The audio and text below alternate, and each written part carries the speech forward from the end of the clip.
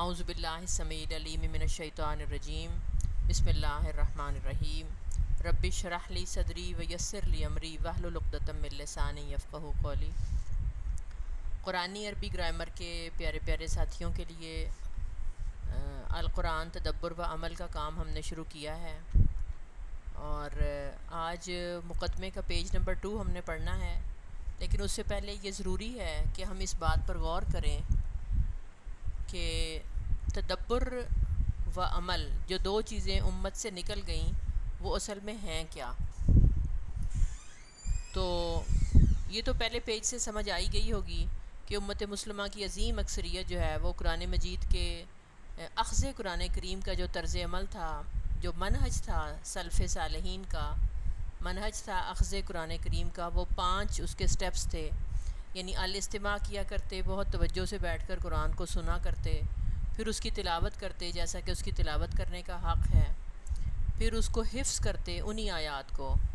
اور حفظ جب ہو جاتا تو پھر اس میں تدبر کرتے۔ دیکھیں حفظ کے بغیر تو تدبر ممکن ہی نہیں ہے۔ تو اس میں یہ بات سامنے آئی ہمارے کہ سلف صالحین جو ہیں وہ جب تک 10 آیات لیتے اور ان کو پھر بار بار اس کا تدبر کرتے، اس کے اندر تدبر کرتے اور پھر اس کے معنی پہ غور کرتے اور اس پر عمل کرتے، اور جب تک وہ یہ نہ سمجھ لیتے کہ ہم نے کم از کم اس کے اوپر کچھ عمل اب ہمارا ہو گیا ہے، پھر وہ اگلا سبق لیا کرتے۔ تو یہ تھا سلف صالحین کا منہج۔ اب ضروری ہے کہ ہم جو ہے اسی منہج کی پیروی کرتے ہوئے تلاوت قرآن مجید سے استفادہ کریں، اس کا استماع کریں، اس کی تلاوت میں پوری کوشش کریں، پھر اس کو حفظ کریں، اور پھر اس میں تدبر، اور پھر اس کے اندر عمل کے آیات جو ہیں وہ عمل کے نکات وہ ہم نکالیں۔ تو بہرحال اس کے اوپر گفتگو چلتی رہی ہے، پچھلی دفعہ یقیناً سب نے سبق یاد کر لیا ہوگا۔ میں اب کوشش کر رہی ہوں کہ میں پیج نمبر 2 پڑھا دوں، لیکن میرے سامنے کچھ ایسی چیزیں آئی ہیں جس سے تدبر کو سمجھنا آسان ہو گیا ہے، تو میں چاہ رہی ہوں کہ میں آپ سے وہ شیئر کروں کہ سلف صالحین کے نزدیک تدبر کیا تھا۔ تو اس میں 2-3 جو زیادہ مشہور مجھے اقوال ملے ہیں بڑے لوگوں کے، صحابہ کرام رضوان اللہ علیہم اجمعین کے، یا پھر سلف صالحین میں سے بڑے بڑے جو لوگ گزرے ہیں ہماری تاریخ میں، امت میں، ان میں تدبر سے کیا سمجھا جاتا تھا وہ میں آپ کے سامنے ڈسکس کرتی ہوں، اور امید ہے کہ پھر تدبر کے معنی جب زیادہ کلیئر ہو جائیں گے تو پھر انشاءاللہ ہم اس کے اوپر عمل کر سکیں گے۔ سب سے پہلی بات جو ذہن میں رہنی چاہیے وہ یہ ہے کہ قرآن مجید میں 3 مقامات پر تدبر کا حکم دیا گیا ہے باقاعدہ، اور جب قرآن مجید میں کسی چیز کا حکم آ جائے تو پھر وہ کام فرض کے درجے میں آتا ہے۔ اور ایک بات اور بھی ذہن میں رکھیے کہ قرآن مجید میں جتنے اہم موضوعات ہیں ان کے اوپر کم از کم 3 آیات جو ہیں وہ اللہ تعالیٰ نے 3 مقامات پر اس کا ذکر ضرور کیا ہے۔ جتنی بھی اہم ترین موضوعات ہیں قرآن مجید کے، ان کے اوپر کم از کم 3 مختلف مقامات پر آیات الہی موجود ہیں۔ لہٰذا یہ بھی وہ موضوع ہے جس کے اوپر 3 جگہ پر اللہ تعالیٰ نے ذکر کیا ہے۔ مثال کے طور پر سب سے پہلا ذکر جو ہے وہ یہ ہے کہ بسم اللہ الرحمن الرحیم، کتاب انزلناہ الیک مبارک لیدبروا آیاتہ ولیتذکر اولو الالباب۔ ایک ایسی کتاب ہے جس کو اے نبی ہم نے تمہاری طرف اتارا ہے، یہ بڑی برکت والی ہے تاکہ لوگ اس کی آیات میں تدبر کریں، لیدبروا آیاتہ، تاکہ لوگ اس کی آیات میں تدبر کریں، ولیتذکر اولو الالباب، تاکہ عقل مند لوگ اس کی آیات سے نصیحت حاصل کریں۔ یہ ایک مقام ہے۔ دوسرا مقام ہے افلا یتدبرون القرآن، کیا یہ لوگ قرآن مجید میں تدبر نہیں کرتے؟ ولو کان من عند غیر اللہ، اگر یہ اللہ کے علاوہ کسی کی طرف سے ہوتا، لوجدوا فیہ اختلافا کثیرا، تو ضرور اس میں یہ بہت زیادہ اختلاف پاتے۔ تیسرا مقام جو ہے تدبر کے معاملے میں وہ یہ ہے کہ اللہ تعالیٰ نے فرمایا افلا یتدبرون القرآن ام علی قلوب اقفالها، کیا یہ لوگ قرآن میں تدبر نہیں کرتے یا پھر ان کے دلوں کے اوپر تالے لگ گئے ہیں۔ یعنی اس سے یہ پتہ چلتا ہے کہ قرآن مجید کے اوپر جو لوگ تدبر نہیں کرتے گویا ان کے دلوں پر تالے لگے ہوئے ہیں، وہ اوپر سے پڑھ بھی رہے ہیں، سن بھی رہے ہیں، لیکن دلوں کا تالا نہیں کھلتا۔ دلوں کا تالا جو ہے وہ اس کی چابی صرف تدبر ہے۔ تدبر کی چابی لگائیں گے تو دل کا تالا کھلے گا، اور دل میں آیات الہی اتریں گی تو پھر وہ عمل کا حصہ بنیں گی، اور پھر ہم تدبر کا حق ادا کر سکیں گے۔ اب دوسرا یہ ہے کہ تدبر ہے کیا۔ اس میں جو بات بڑی اہم کی ہے وہ امام ابن قیم نے کی ہے۔ انہوں نے فرمایا کلام کے تدبر سے مراد ہے کہ اس کے اول و آخر میں دیکھے، اس کو دوبارہ پڑھے۔ یہ اصل میں تفاعل کے وزن پر ہے تدبر، اور تفاعل کے معنی ہے کسی کام کو بڑی کوشش سے کرنا۔ تقول کہتے ہیں، قالا یقولو سے تقول کہتے ہیں باتیں، بڑی کوشش سے باتیں بنانا، اور تدبر کہتے ہیں بڑی کوشش سے کسی کا پیچھا کرنا۔ اسی کے وزن پر تجرع لفظ آتا ہے، پانی کو گھونٹ گھونٹ کر کے پیتے رہنا، تھوڑا تھوڑا کر کے پینا تجرع کہتے ہیں۔ تفہم کہتے ہیں کسی چیز کو خوب سمجھ سمجھ کر ٹھہر ٹھہر کر حاصل کرنا۔ تبین کسی چیز کی خوب تحقیق کرنا۔ تو بہرحال بار بار سمجھنا، بار بار نظر دوڑانا، اور بار بار رک کر اس کے اوپر غور و فکر کرنا، یہ تدبر ہے۔ آیات پر رک جانا، ان پر غور کرنا، ان سے فائدہ اٹھانا، ان پر عمل پیرا ہونے کے لیے ان سے اثر قبول کرنا۔ آیت کا نزول دل پر کرنا تاکہ وہ عمل میں آ جائے۔ اور دوسرا خاص طور پر اس سے مراد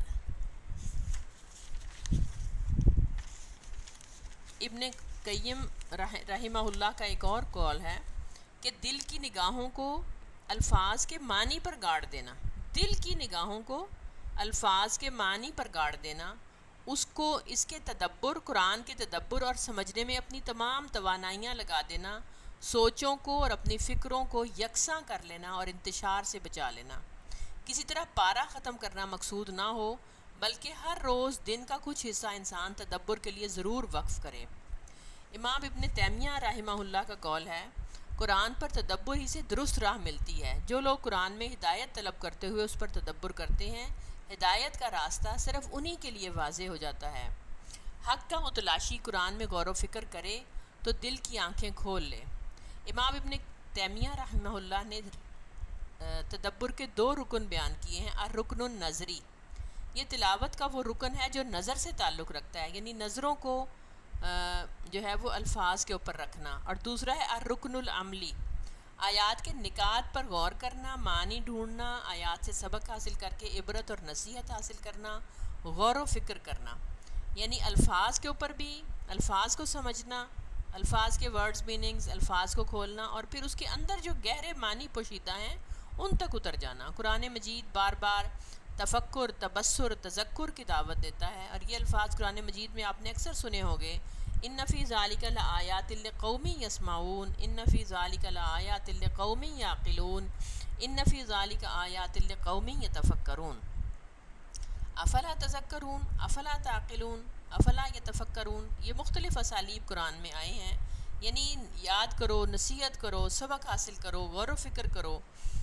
کیونکہ یہ زندگی کی مشکلات کو حل کرنے والی کتاب ہے۔ اس لیے اس میں غور و فکر کرنا ضروری ہے کہ انسانی زندگی میں جتنی مشکلات ہیں یہ ان کو حل کرنے والی کتاب ہے۔ اگر ہم اس کی طرف غور و فکر کی نگاہ سے دیکھیں گے تو یہ آپ کو آپ کے مسائل کا حل دے دے گی۔ جن مسائل میں زندگیاں گزر گئی ہیں، لوگ کھپ گئے ہیں، لوگ پریشان ہیں، لوگوں کو کوئی حل نظر نہیں آ رہا، گھریلو مسائل ہیں، معاشرتی مسائل ہیں، ساس اور بہو کے جھگڑے ہیں، گھروں میں سکون ختم ہے، میاں بیوی کے درمیان محبت نہیں رہی ہے، بہن اور بھائی کے جھگڑے ہیں، جائیداد کے جھگڑے، جو بھی مسائل ہیں،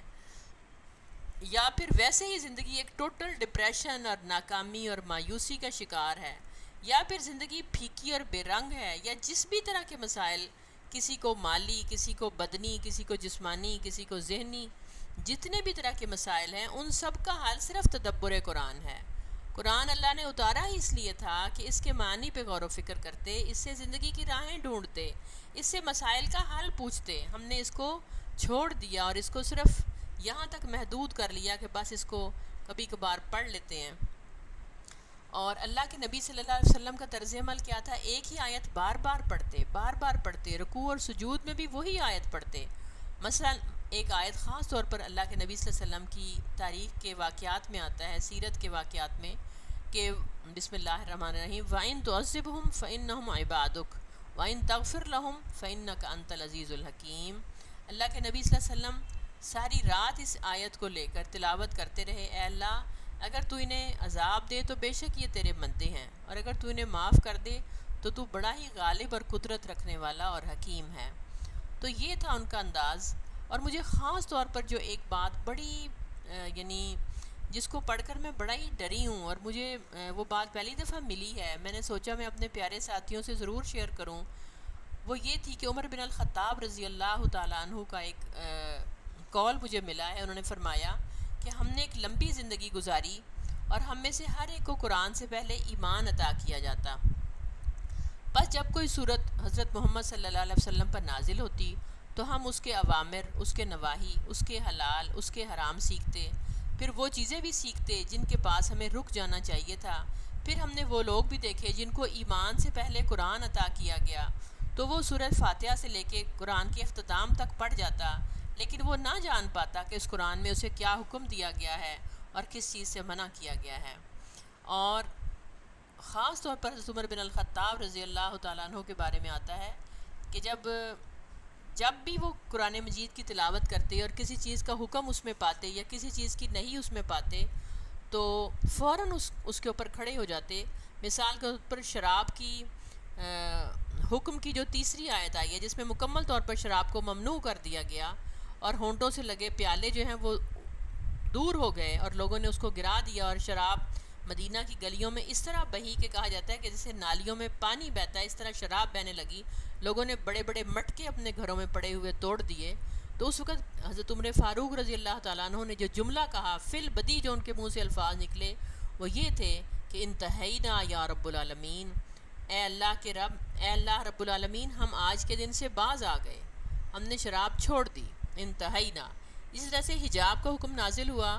تو صحابیات فرماتی ہیں کہ دیے جلا کر، رات کو یہ حکم اترا اور دیے جلا کر ہم نے اپنی چادریں قطع کیں، یعنی کینچی سے یا کسی چیز سے کپڑے کو قطع کیا، اور صبح کی نماز کو جب ہم نماز میں گئے تو ہم تمام خواتین جو تھیں وہ چادروں میں ملبوس تھیں، کسی نے سوال نہیں اٹھایا کہ یہ کیوں فرض ہو گیا۔ ظاہر ہے اس سے پہلے عرب میں عورتیں جو تھیں وہ بالکل بغیر حجاب کے گھوما کرتی تھیں، صحابیات بھی اسی طرح ہی تھی، پردے کا حکم تو بڑی دیر بعد نازل ہوا، لیکن کسی نے سوال نہیں کیا کیونکہ دلوں میں ایمان اترا ہوا تھا، اور جو حکم سامنے آتا وہ اس کے اوپر عمل کر لیتے تھے۔ ہمارا مسئلہ کیا ہے کہ دلوں میں ایمان نہیں ہے اور قرآن پڑھی جا رہے ہیں، تو کیسے باز آئیں گے؟ نہیں باز آئیں گے۔ پہلے ایمان کی آبیاری کرنی پڑے گی، ایمان کو دلوں میں اتارنا پڑے گا۔ اس کے لیے بہت زیادہ نالج کی ضرورت نہیں ہے، اس کے لیے بہت زیادہ آیات کو پڑھنے کی بھی ضرورت نہیں ہے۔ اللہ سے ایمان مانگے، یا اللہ میرے دل میں ایمان اتار دے، یا اللہ آخرت کے ایمان کو میرے دل میں اتار دے۔ اور جتنی مؤثر اس میں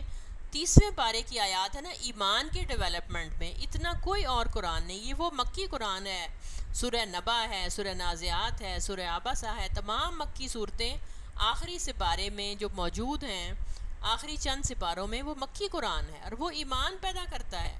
بار بار ان کی تلاوت کیجئے، نمازوں میں ان کو دہرائیے، ان کے اوپر رونے کی کوشش کریں، نہ بھی رونا آئے تو رونے کی کوشش کریں تاکہ ہمارے دلوں میں ایمان اترے، اور جب ایمان اتر جائے گا تو عمل کچھ بھی مشکل نہیں ہوگا۔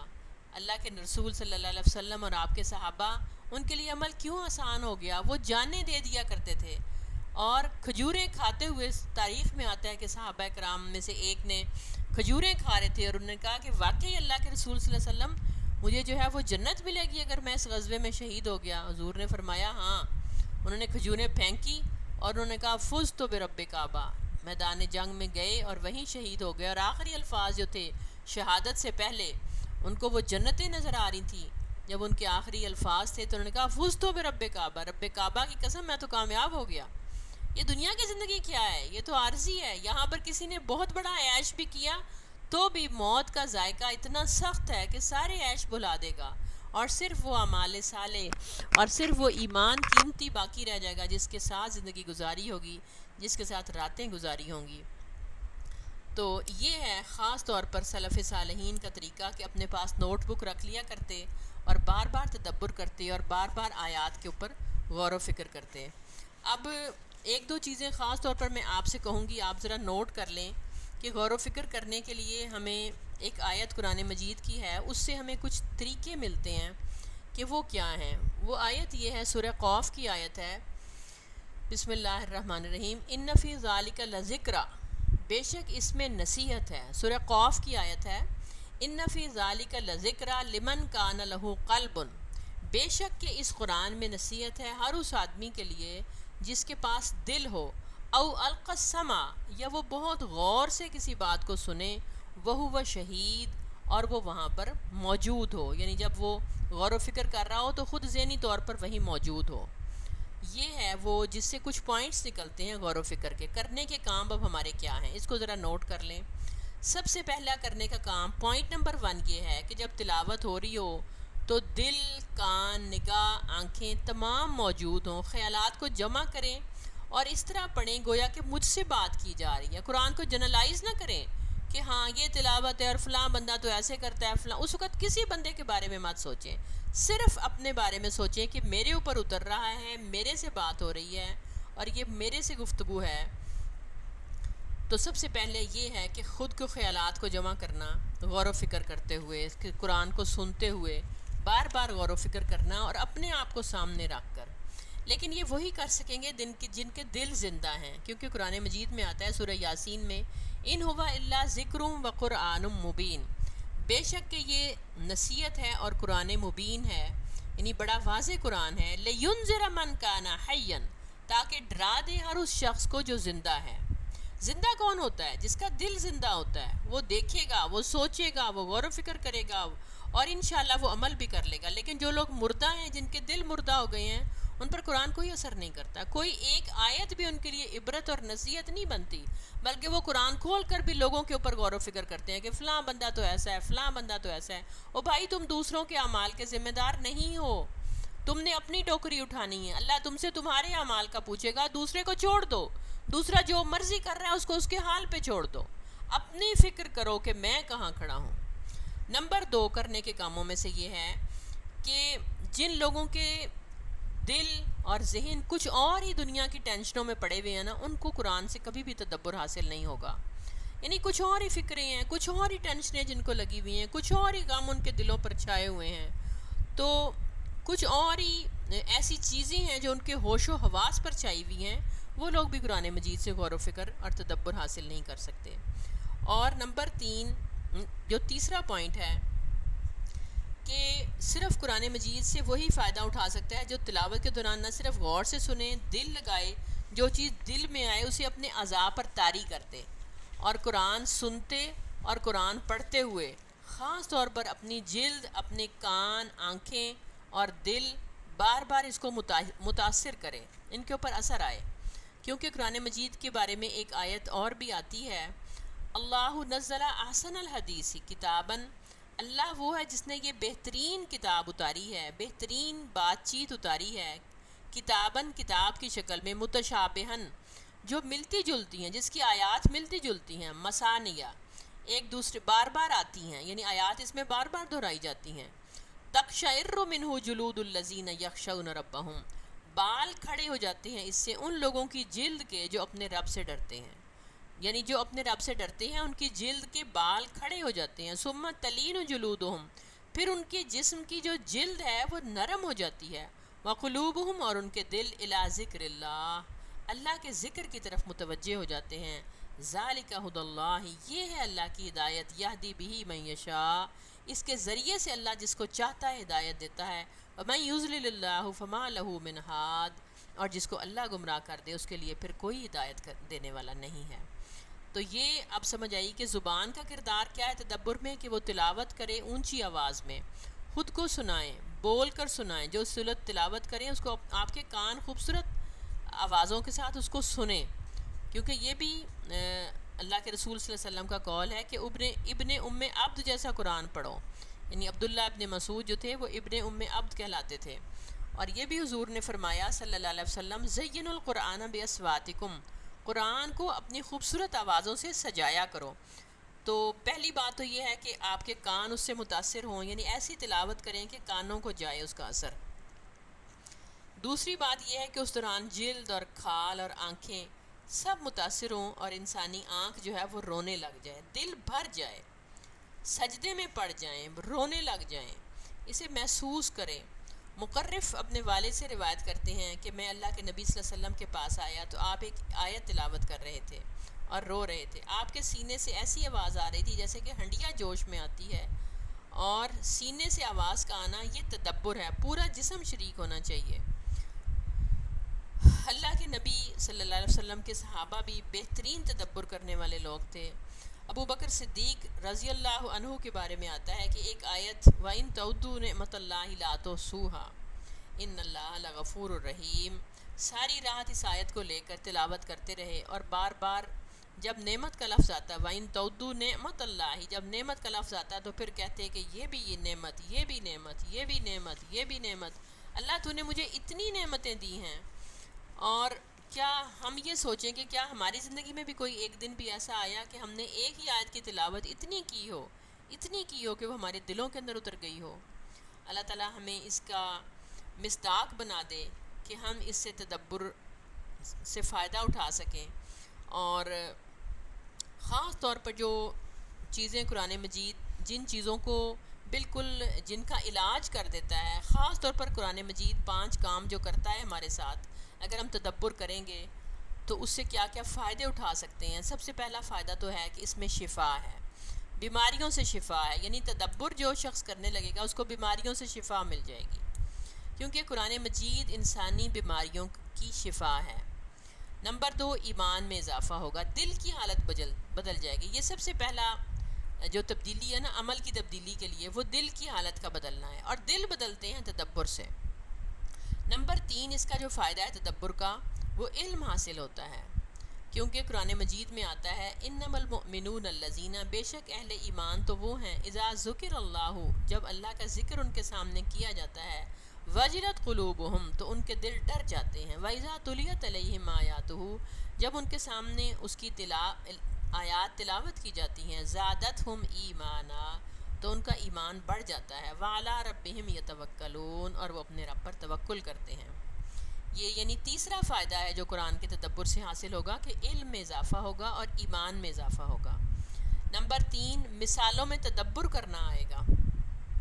وَتِلْكَ الْأَمْثَالُ نَضْرِبُهَا لِلنَّاسِ، یہ وہ مثالیں ہیں جو ہم لوگوں کے لیے بیان کرتے ہیں. وَمَا يَعْقِلُهَا إِلَّا الْعَالِمُونَ، اور نہیں عقل حاصل کرتے مگر علم والے، یعنی صرف علم والے ہی مثالیں سمجھتے ہیں. گویا جس کو قرآن کی مثالیں سمجھ آ گئی نا، اس کو علم دیا گیا. ایک مرتبہ حضرت عیسیٰ علیہ السلام سے پوچھا گیا کہ انجیل میں اتنی مثالیں کیوں دی گئی ہیں؟ تو حضرت عیسیٰ علیہ السلام نے فرمایا تاکہ صرف وہ سمجھیں جو اہلیت رکھتے ہیں. یعنی مثالیں جو باریک مثال ہے نا، قرآن مجید میں جتنی مثالیں آئی ہیں آپ کو پتہ ہی ہے، بارش کی مثال ہے، کھیتیوں کی مثال ہے، بھرا پڑا ہے اس کے اوپر. تو سید قطب شہید کی ایک کتاب ہے، یعنی جو صرف اس کے اوپر انہوں نے لکھی ہے کہ قرآن مجید میں مثالیں کیا ہیں. الامثل الفن، مجھے کتاب کا نام اب بھول رہا ہے، بہرحال وہ بہت ہی خوبصورت کتاب ہے سید قطب شہید کی، کہ قرآن مجید کی جو مثالیں ہیں وہ کیا ہیں. تو بہرحال حضرت عیسیٰ علیہ السلام نے فرمایا کہ مثالیں بڑی باریک ہیں اور صرف عقل والوں کے لیے اللہ نے بیان کی ہیں، ہر کوئی نہیں سمجھ سکتا ہے. سورہ نور میں وہ آپ کو پتہ ہی ہے، جو آیہ نور ہے، جو اس میں ایک مثال ہے کہ ایک مومن کے سینے کی مثال ہے، کھڑکی کی ہے، اور ایک اس میں رکھا ہوا فانوس ہے. بڑی باریک مثال ہے، بڑی عقل والے، گہری عقل والے لوگ ہی اس کو پا سکتے ہیں. تو بہرحال مثالوں میں تدبر جو ہے وہ بھی کرنا آئے گا. جو شخص غور و فکر کرے گا اس کو مثالیں اس کے اوپر کھلنا شروع ہو جائیں گی. اور 5واں فائدہ جو ہے وہ عمل ہے، عمل کا بدلنا. عمل ہماری منزل ہے، عمل ہمارا مطلوب ہے، عمل ہمارے تمام کاموں کا حقیقی نتیجہ ہے. آخر میں حضرت حسن بصری رضی اللہ تعالیٰ عنہ کا ایک جملہ آپ کے سامنے بیان کرنا چاہوں گی. انہوں نے فرمایا اللہ کی قسم، تدبر یہ نہیں ہے کہ صرف حروف کی تلاوت کی جائے اور حدود کو ضائع کر دیا جائے، یعنی قرآن مجید کے صرف حروف کی حفاظت کی جائے اور اس کے حدود کو ضائع کر دیا جائے، جو کہتا ہے وہ نہ کیا جائے. اور یہاں تک کہ کچھ لوگوں میں سے کچھ ایسے بھی ہیں جو کہتے ہیں کہ میں نے سارا قرآن پڑھ لیا، حالانکہ قرآن کا کوئی اثر نہ اس کے اخلاق میں دکھائی دیتا ہے نہ اس کے عمل میں. ہر دور میں ایسے لوگ تھے، ان کو قرآن پر عمل عطا کیا گیا، لیکن کچھ حضرت ابن عمر رضی اللہ عنہ کا قول ہے کہ صحابہ کرام میں سے اکثر صحابہ وہ تھے کہ جو ایک صورت کو سمجھتے، اس کو حفظ کرتے، اس کے معنی پہ غور و فکر کرتے، اس پر پورا اترنے کی کوشش کرتے. لیکن اس امت کے آخر میں جو لوگ آئیں گے ان کے بچوں کو اور ان کے نابیناؤں کو بھی قرآن حفظ ہوگا، لیکن انہیں اس پر عمل کی توفیق نہ ہوگی. اور صحابہ کرام فرماتے ہیں کہ ہم نے علم اور عمل دونوں سے قرآن کو سیکھا، یعنی جتنا انسان عمل کرتا ہے اتنا اس کو قرآن آتا ہے، عمل سے قرآن سیکھا جاتا ہے، عمل کرنے سے قرآن مزید پختہ ہوتا ہے۔ اور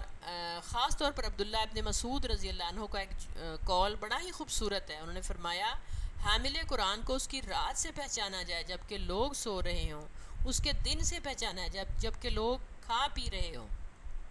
اس کے غم سے پہچانا جب پہچانا جائے جب کہ لوگ خوش ہو رہے ہوں، اس کے رونے سے پہچانا جائے جب کہ لوگ ہنس رہے ہوں، اس کی خاموشی سے پہچانا جائے جب کہ لوگ باتوں میں مشغول ہوں، اس کے خشوع سے پہچانا جائے جب کہ لوگ تکبر اور فخر کا اظہار کر رہے ہوں۔ یعنی کہنا یہ چاہ رہے ہیں کہ حامل قرآن جو ہے وہ فالوور نہیں ہوتا، وہ حالات کے تابع نہیں ہوتا، وہ اپنی راہ خود متعین کرتا ہے۔ چاہیے کہ حامل قرآن رونے والا ہو، غمگین ہو، بردبار ہو، سمجھ والا ہو، کم گو ہو، شور شرابہ کرنے والا نہ ہو، تیز طبیعت اور چیخنے والا نہ ہو۔ اور قرآن